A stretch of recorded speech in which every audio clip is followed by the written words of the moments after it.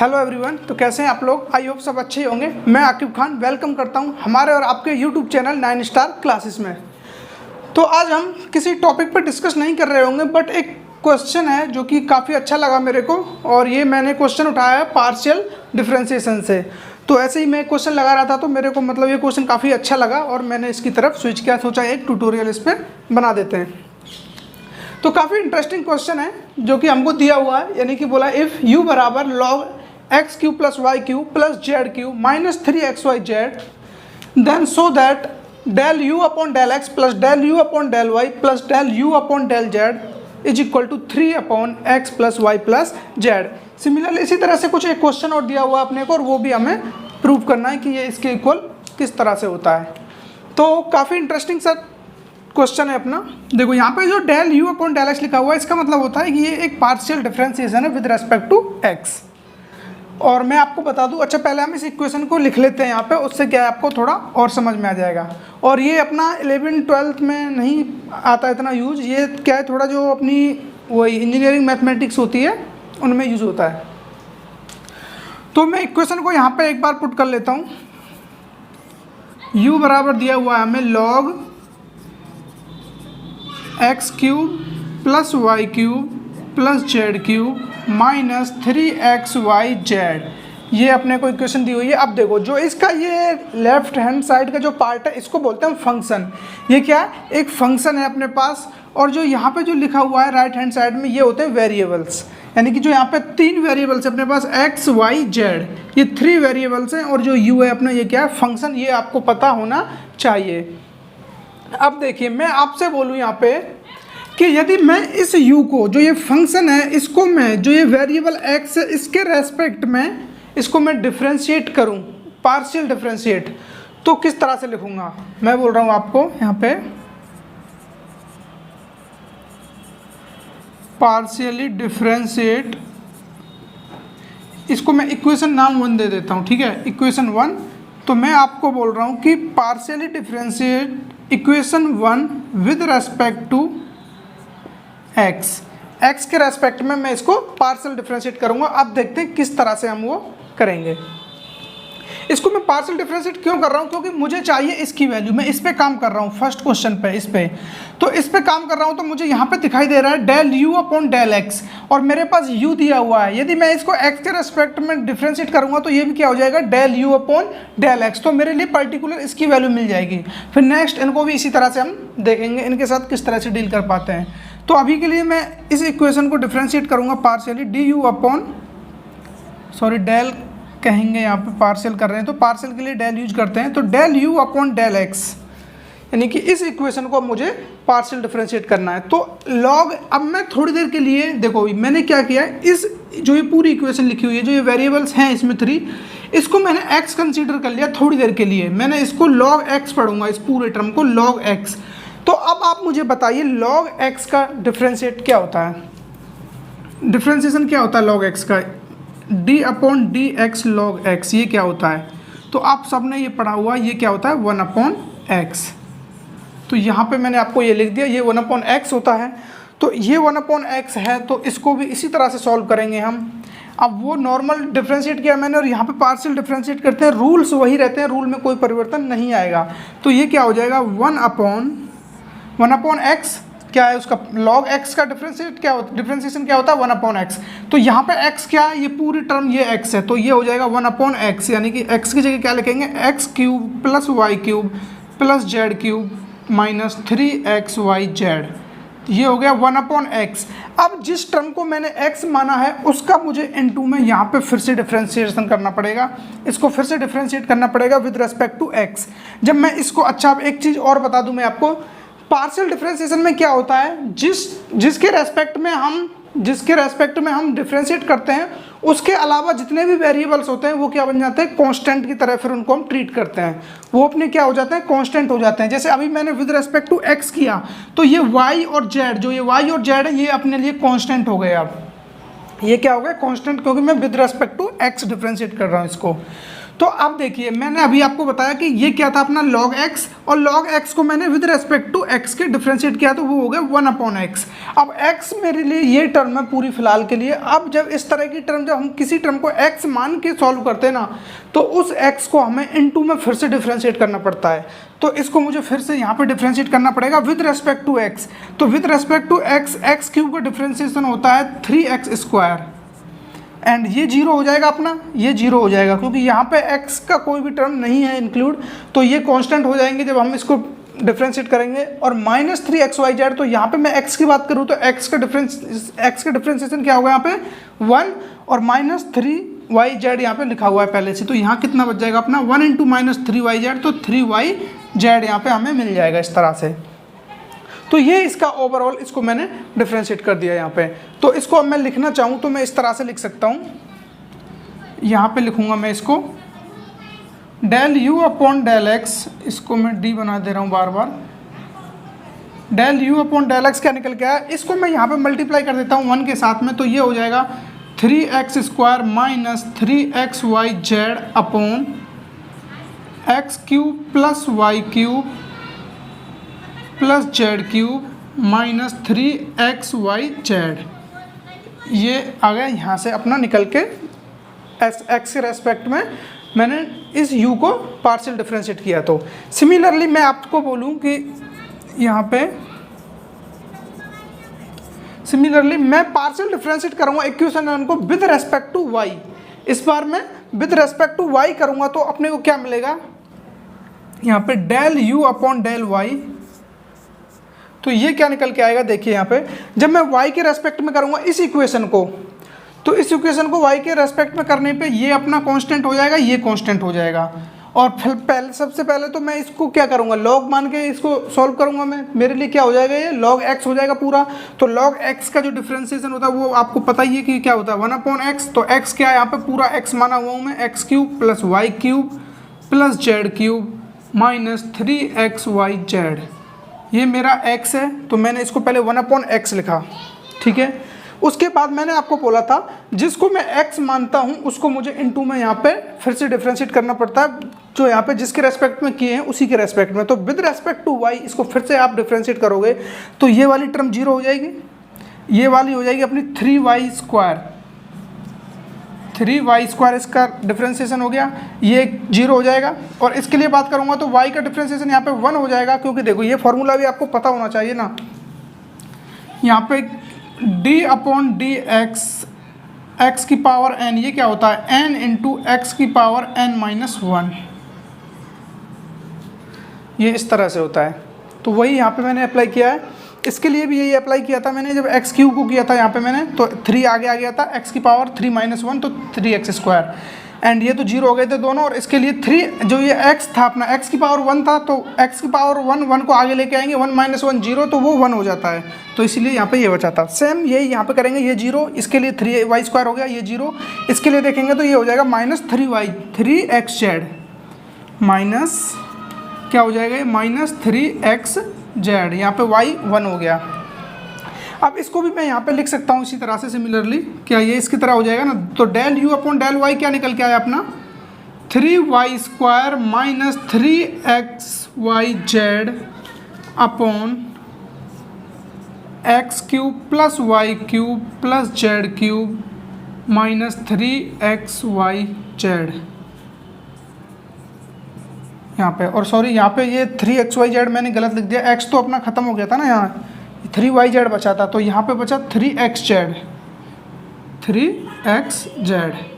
ये अपनी दो इक्वेशन आ गए, इनको मैं a b नाम दे सकता हूँ या फिर रोमन नंबर में दे सकते हो 1 2, क्योंकि मैंने 1 इसको दिया हुआ है, इस वजह से मैं a b नाम दे रहा हूँ इनको।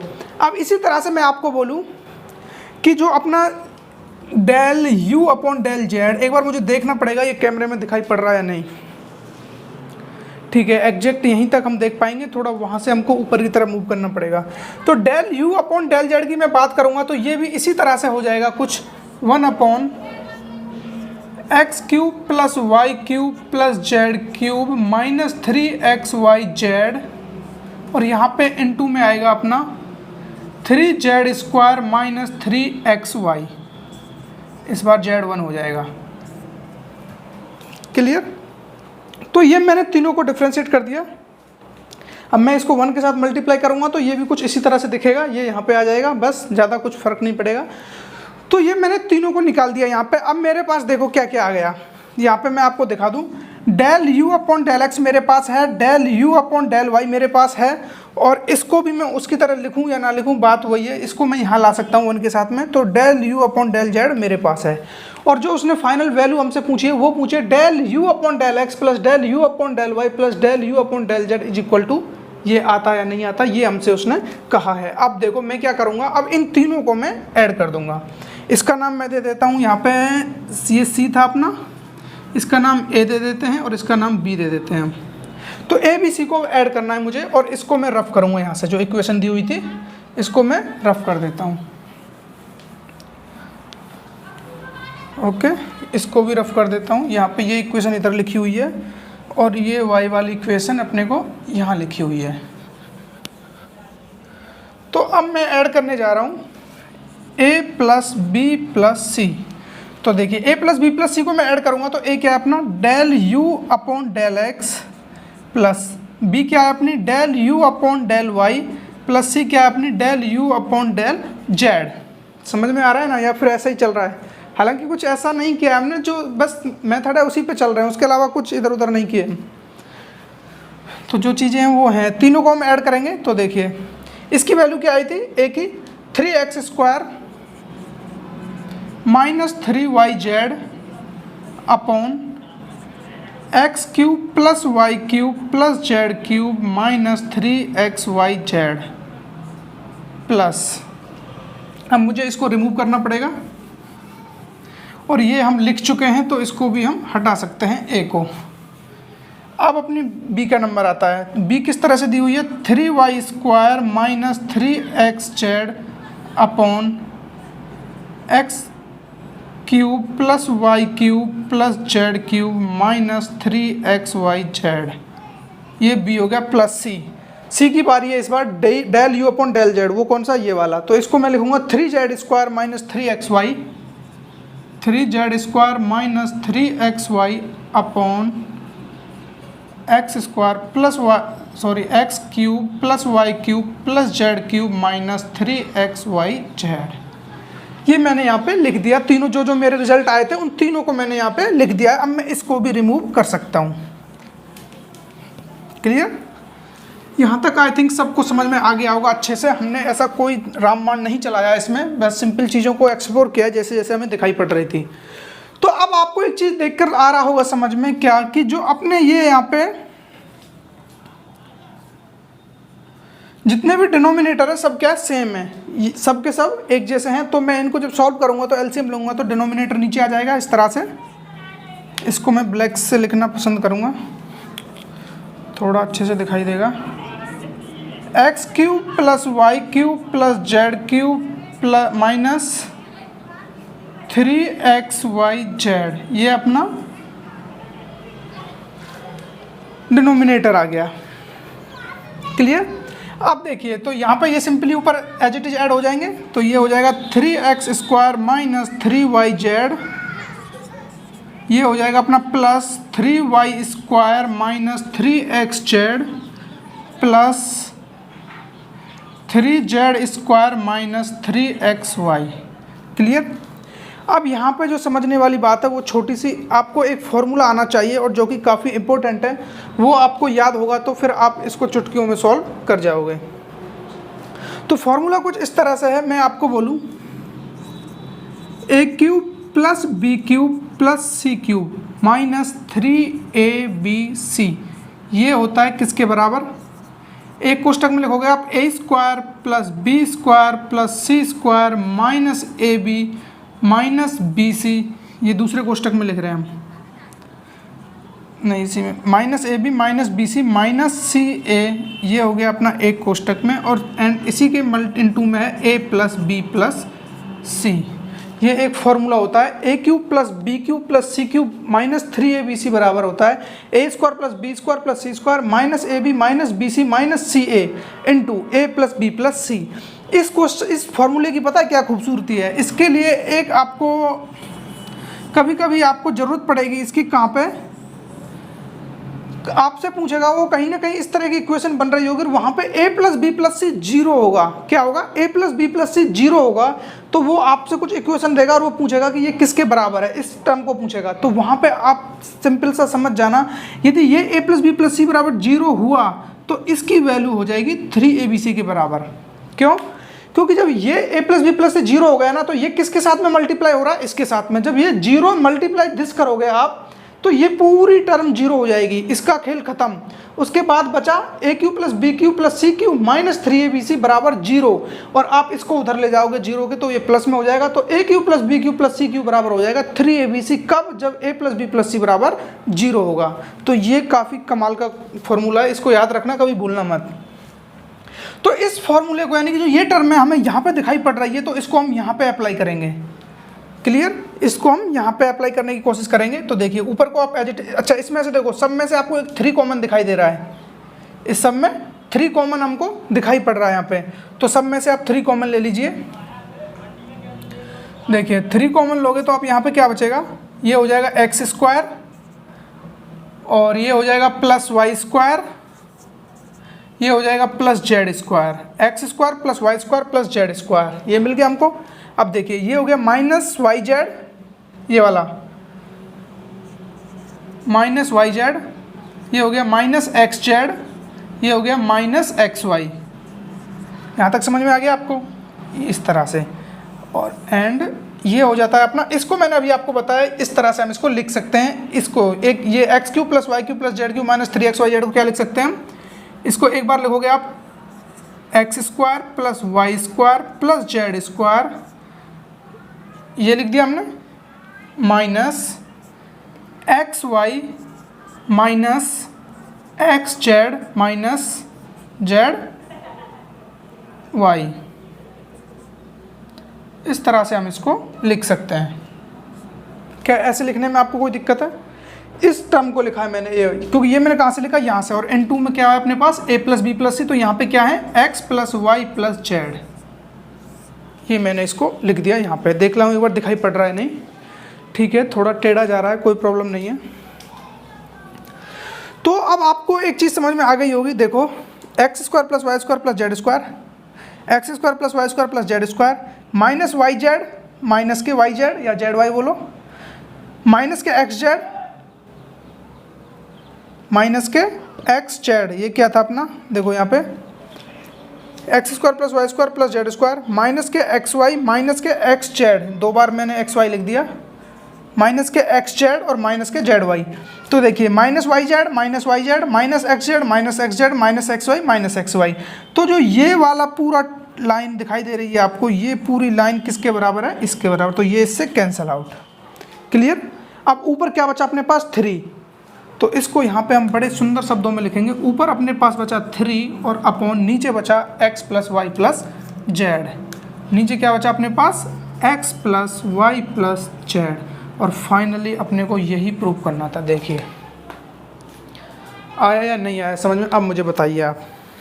एकदम सिंपल क्वेश्चन है, थोड़ा लेंथी आपको लग रहा होगा क्योंकि टर्म्स ज़्यादा हैं, 3 आपके पास वेरिएबल्स हैं, उसकी वजह से थोड़ा हम इसमें इन डेप्थ चले जाते हैं। बाकी चीज़ें बहुत आसान हैं, आपको बस एक ये फार्मूला पता होना चाहिए। और मेन फार्मूला इसमें यही है क्योंकि आगे जाके हम यहीं इसके साथ पूरा एक साथ में कैंसिल आउट कर देता है पूरा।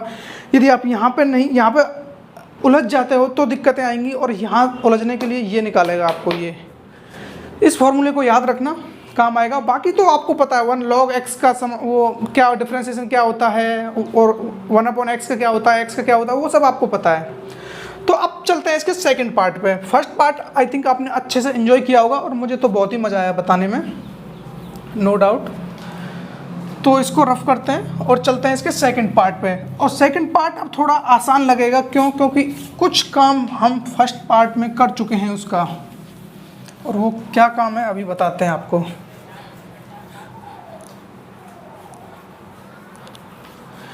देखिए सेकंड पार्ट के लिए क्या करेंगे हम, हमें दिखाई पड़ रहा है यहाँ पे इसका whole square, del upon del x plus del upon del y plus del upon del z का whole square into u. U क्या है? यहाँ पे एक फंक्शन है, ये वाला फंक्शन, और यहाँ पे एक्स वाई जेड क्या है? वेरिएबल्स हैं, ये आपको पता है। और इज इक्वल टू दिया हुआ -9 upon x plus y plus z का होल स्क्वायर। बात करते हैं, देखते हैं किस तरह से डील करेंगे। मैं आपको बोल रहा हूँ होल स्क्वायर को एक बार आप ऐसा कीजिए, इसको अलग अलग 2 बार लिख लीजिए, del upon del x plus del upon del y plus del upon del z. एक बार लिखो, फिर से लिखो, क्योंकि होल स्क्वायर है ना तो 2 बार लिख सकते हैं, इतना तो अपने को परमिशन है। Del upon del y plus del upon del z, इसको मैंने 2 बार लिख दिया और u को मैंने एज इट इज लिख दिया। क्लियर? क्या कोई प्रॉब्लम है इस चीज़ में आपको, ये बताइए।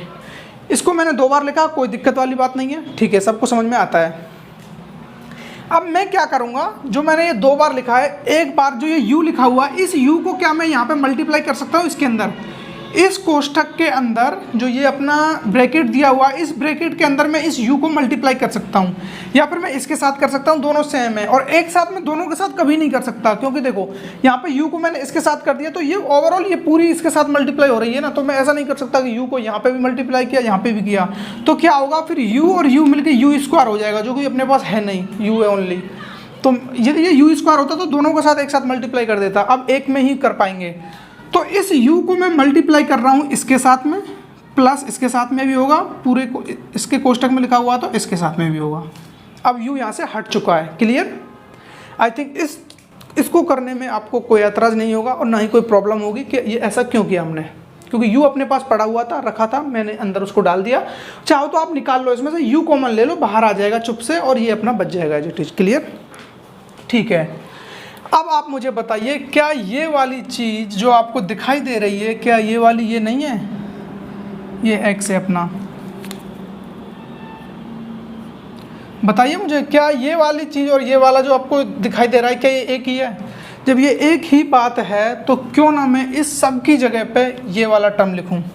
तो मैं यहाँ पे लिख सकता हूँ del upon del x plus del upon del y plus del upon del z into, मैं लिख सकता हूँ यहाँ पे 3 upon x plus y plus z. ये चीज़ हम देख चुके हैं, ये इसके बराबर कैसे होती है, इसको हम अब यहाँ पे डायरेक्ट हम इस्तेमाल कर सकते हैं, क्योंकि ये इसके बराबर होती है।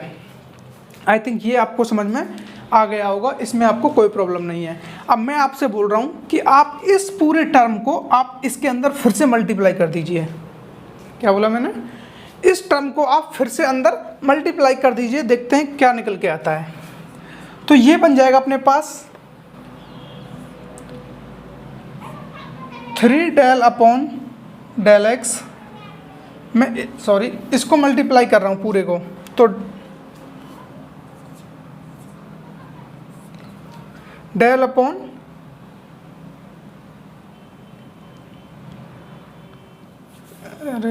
Del upon del x into 3 upon x plus y plus z, इस तरह से लिख सकता हूँ मैं, plus del upon del x into 3 upon x plus ये वाई है, x plus y plus z, plus del upon del x into 3 upon x plus y plus Z. क्या मैं इस तरह से लिख सकता हूँ? जी हाँ, बिल्कुल लिख सकते हैं, कोई दिक्कत वाली बात नहीं है। अब देखिए यहाँ पे, अब मैं आपको बोलूँ कि इस 1 को 3 को तो हम बाहर ला सकते हैं ना, यहाँ पे ये तो क्या है अपना कांस्टेंट है, इसको तो ला सकते हैं, कोई दिक्कत नहीं है। तो एक तरह से ये क्या हो गया, यदि मैं इस पूरी टर्म को x मानूं तो ये इस टर्म को मैं थोड़ी देर के लिए x बोलूं तो ये क्या हो जाएगा, ये बन जाएगा अपने पास, यानी कि del upon del x 1 upon x का पार्शियल डिफरेंशिएशन, यानी कि 1 अपॉन एक्स को पार्शियल डिफरेंशिएट आप किस तरह से करते हो, ये 3 अपॉन एक्स है, बट मैं 3 को आगे कांस्टेंट लेके बोल रहा हूँ, मैं 3 को आगे लेके आ रहा हूँ, तब मैं ये बात कर रहा हूँ आपसे। तो यहाँ पे आप अब समझ में आ गया होगा कि ये क्या बन गया, एक 1 अपॉन एक्स का डिफरेंशिएट हो गया। अब आप मुझे बताइए 1 अपॉन एक्स का डिफरेंशिएशन क्या होता है, डी अपॉन डी एक्स, ये बोल सकते हो आप 1 अपॉन एक्स, इसका डिफरेंशिएशन होता है अपना 1 अपॉन माइनस 1 अपॉन एक्स की पावर 2। ये आपको याद होना चाहिए। अब मैं ये सब निकालने नहीं बैठूंगा क्योंकि ये सब आपको 12th में पढ़ा दिया जाता है, बस थोड़ी थोड़ी चीज़ें याद होनी चाहिए, बाकी आसान है। तो ये इस तरह से, अब मैं इसी चीज़ को यहाँ पे अप्लाई करूँगा। तो यहाँ पे किस तरह से अप्लाई करूँगा मैं, देखो पहले तो 3 आप सब में से कॉमन ले लीजिए, 3 तो सब में से बाहर आ रहा है अपने पास, क्लियर। मैंने 3 को ले लिया यहाँ पे, और यहाँ पे अपने पास बचा del upon del x 1 upon ये दिस, यानी कि 1 अपॉन ये बचा, तो 1 अपॉन एक्स मान रहा हूँ मैं इसको, तो 1 अपॉन एक्स का जो डिफ्रेंसिएशन होता है वो होता है -1/x²। तो इसको लिख सकता हूँ मैं -1/x², यानी कि x की जगह क्या है अपना x + y + z, इसका क्या करना है होल स्क्वायर। क्लियर। प्लस अब मेरे पास दिया हुआ है 3/x + y, 3 तो मेरा आ चुका है आगे। इसके बाद बचा अपने पास 1/x + y + z, फिर से डिफ्रेंशिएट करना है। इस बार किसके रेस्पेक्ट में करना है y के में। अच्छा मैंने आपको एक चीज़ और बताई थी, क्या मैंने बोला था जिसको हम x मानते हैं, जिसको भी x मानते हैं उसको हमें फिर से डिफ्रेंशिएट करना पड़ता है। यदि वो x उसमें कुछ वेरिएबल्स और इस तरह से नंबर्स दिए हुए हों, उसको हम x माने हुए हैं, तो उसको हमें इनटू में फिर से डिफ्रेंशिएट करना पड़ता है एक बार और। तो 1/x को हमने -1/x² लिख दिया और ये पूरा x है हमारे लिए, तो हमें इसको x के रेस्पेक्ट में फिर से डिफ्रेंशिएट करना पड़ेगा। तो इसको करेंगे तो क्या आ जाएगा, ये आ जाएगा अपने पास 1, x का डिफ्रेंशिएट 1 होता है, प्लस y क्या है कांस्टेंट हो जाएगा इसके लिए, क्योंकि मैंने बोला था जब हम डिफ्रेंशिएट करते हैं जिसके रेस्पेक्ट में करते हैं उसके अलावा जितने भी टर्म्स होते हैं वो क्या बन जाते हैं, जितने भी वेरिएबल्स होते हैं वो कांस्टेंट की तरह उनको ट्रीट करते हैं। तो ये दोनों अब कांस्टेंट हैं क्योंकि यहाँ पे हम x के रेस्पेक्ट में डिफ्रेंशिएट कर रहे हैं, तो ये भी क्या हो जाएगा 0। क्लियर। इसको हमने यहाँ पे डिफ्रेंशिएट कर दिया x को, अपना x तो यही था ना x + y + z, ये पूरा x मत मान लेना कि x + y + z पर होल स्क्वायर x है, नहीं, अपना यहाँ पे देखिए क्या होता है 1/x², x ये है अपना x², तो x² का मतलब हुआ इसका स्क्वायर, इस x का स्क्वायर, तो x ये वाली टर्म है। तो इस x को मुझे यहाँ फिर से डिफ्रेंशिएट करना है विद रेस्पेक्ट टू x, और x के रेस्पेक्ट में करूँगा तो ये x 1 हो जाएगा, ये 0, ये 0, क्योंकि ये कॉन्स्टेंट ट्रीट होंगे, क्योंकि ये क्या है अपने वेरिएबल हैं और इसके रेस्पेक्ट में नहीं कर रहे हैं, हम इसके रेस्पेक्ट में कर रहे हैं। क्लियर, आपको ये समझ में आ गया, मैं यही मानूंगा। ठीक है, प्लस इसके बाद आ जाता है अपना नेक्स्ट आगे प्लस। अब देखिए फिर से अपना ये आ गया, अब 3 तो कॉमन ले चुके हैं, 1/x इस बार करना है y के रेस्पेक्ट में। तो 1/x क्या होता है, y के रेस्पेक्ट में कर रहे हैं हम इस बार, तो डेल 1/x इसको कंसिडर कर रहे हैं, या फिर अब इसके रेस्पेक्ट में कर रहे हैं तो इसको हम y मान लेते हैं, y के रेस्पेक्ट में कर रहे हैं तो हम इसको 3/y या 1/y मान लेते हैं, 3 अपना आगे आ चुका है, तो ये 1/y का क्या हो जाएगा -1/y²। ठीक है, तो या फिर आप जो भी कंसीडर करना है करिए, उससे मतलब नहीं है। ओवरऑल अपना जो आएगा यहाँ आएगा माइनस, और जब माइनस आएगा तो मैं इस प्लस को यहाँ से हटा देता हूँ क्योंकि माइनस से वो फिर से प्लस हो जाएगा। तो -1/ ये x है अपना, x + y + z, ये पूरा x है अपना, इसका स्क्वायर, यानी कि 1/x² हो गया। अब इसका फिर से डिफ्रेंशिएट करना जिसको x माना है हमने, तो अब इस बार किसके रेस्पेक्ट में कर रहे हैं y के में, तो ये वाली 0, देखो 0 प्लस इसके रेस्पेक्ट में करेंगे 1 + 0, ये क्या हो जाएगा ओवरऑल 1 ही हो जाएगा, माइनस इसी तरह से z के लिए करेंगे तो ये 1/x² हो जाएगा, x + y + z, -1/x² होता है ना इसका डिफ्रेंशिएशन 1/x का, तो -1/x² हो गया इनटू, अब जिसको x माने थे इसके लिए करेंगे x के रेस्पेक्ट ये 0 हो जाएगा कांस्टेंट, y भी 0, और z के रेस्पेक्ट में कर रहे हैं तो z 1 हो जाएगा। यहाँ तक किसको समझ में नहीं आया, इसका जो मेन इंपॉर्टेंट पार्ट है वो यही है, यही इसका खात्मा हो जाएगा इस क्वेश्चन का। यदि आपको ये चीज़ समझ में आ गई तो इसका सबसे इम्पोर्टेंट पार्ट यही है बस, बाकी सब कुछ नहीं है। तो अब आपको समझ में आ जाना चाहिए। अब देखिए यहाँ पे मैं इसको लिख सकता हूँ 3, ये हो गया मेरा माइनस, ये तो सब 1 हो गया, तो -1/x + y + z का होल स्क्वायर, -1/ ये भी 1 हो गया, तो x + y + z का whole square, -1/x + y + z का होल स्क्वायर, और ये ब्रैकेट क्लोज। अब देखिए यहाँ पे ये भी -1 कितना हो गया -3 हो गया ना, और ये यहाँ पे एज इट इज अपना जो डिनोमिनेटर है वो तो क्या है एज इट इज रहेगा, तो यहाँ पे -3 हो गया, और -3 का मैं मल्टीप्लाई करूँगा 3 के साथ तो ये हो जाएगा -9/, और जो अपना डिनोमिनेटर है x + y + z square as it is रहेगा। तो अब आप मुझे देख के बताइए क्या हमको यही सिद्ध करना था, क्या यही प्रूव करना था क्या हमको? जी हाँ, हमको यही प्रूव करना था। तो इस तरह से हमने इस क्वेश्चन के साथ डील किया। आई थिंक आपने इस क्वेश्चन को भी अच्छे से एंजॉय किया होगा। जहाँ भी आपको दिक्कत आई हो मुझे कमेंट करके बताना, उसका रिप्लाई मैं आपको और अच्छे से बताने की कोशिश करूँगा। हालांकि मैंने ऐसा कुछ भी छोड़ा नहीं है इसमें, क्योंकि हमको सबसे पहले एक इक्वेशन दी हुई है। हमको पता है कि इक्वेशन की जो इधर साइड होती है इसको हम फंक्शन बोलते हैं और ये अपने वेरिएबल्स होते हैं। हमें इसको पार्शियल डिफ्रेंशिएट करना पड़ता है, क्योंकि हमें यहाँ से चीज़ें दिखाई पड़ रही थी कि ये del u upon del x है, del u upon del y है, del u upon del z है। इसका मतलब हुआ इस यू को with respect to x partial differentiate करना है। इसने बोला विथ रेस्पेक्ट टू एक्स, इसने बोला ये एक फंक्शन है, इसने बोला पार्शियल। ठीक है, तो पार्शियल डिफ्रेंशिएट किया हमने इसको, इसके लिए हमने इस वाली इक्वेशन को डिफ्रेंशिएट किया। ये अपना लॉग कुछ समथिंग था, करने के बाद यहाँ पे इसकी वैल्यू निकाली, सिमिलरली इसकी निकाली, इसकी निकालने के बाद तीनों को ऐड किया, इसकी फाइनल वैल्यू अपने पास ये आई थी।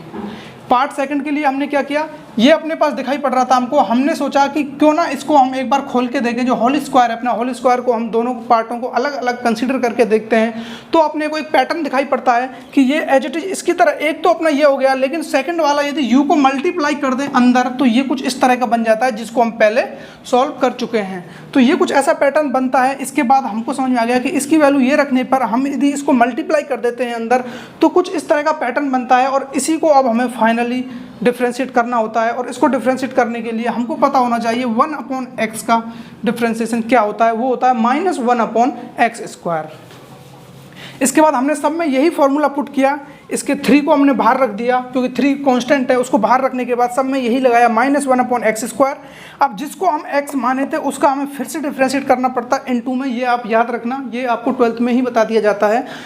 फिर इसी तरह से -1 अपॉन वाई के रेस्पेक्ट में किया, ये तो अपना एज इट इज रहेगा, लेकिन जिसको हम या x या y जो भी माने हैं इसको हमें इनटू में फिर से डिफ्रेंशिएट करना पड़ता है। जिस रेस्पेक्ट में इसको किया उसी के रेस्पेक्ट में यहाँ पे करना पड़ता है। फिर से सेम z के लिए किए हम, z के रेस्पेक्ट में, इसका फिर यहाँ पे जो जिसको भी माने थे यहाँ पे उसका हमें फिर से करना पड़ता है। अब हमने 3 को कॉमन लेके ये इसको कैलकुलेशन की तो -1 -3 अपॉन डिनोमिनेटर अपना सेम रहेगा, तो फाइनल आंसर आ गया। ये एकदम फास्ट ट्रैक रिवीजन था जो मैंने आपको लास्ट में बताया, उससे आपको मैंने एकदम समराइज कर दिया पूरा क्वेश्चन, जिससे कि आपके माइंड में वो एकदम क्लियर हो जाए। आई होप आपने काफ़ी एंजॉय किया होगा इस लेक्चर को, और मुझे तो काफ़ी मज़ा आया एकदम बता के। तो मिलेंगे किसी नेक्स्ट लेक्चर में, इसी तरह से पढ़ते रहिए।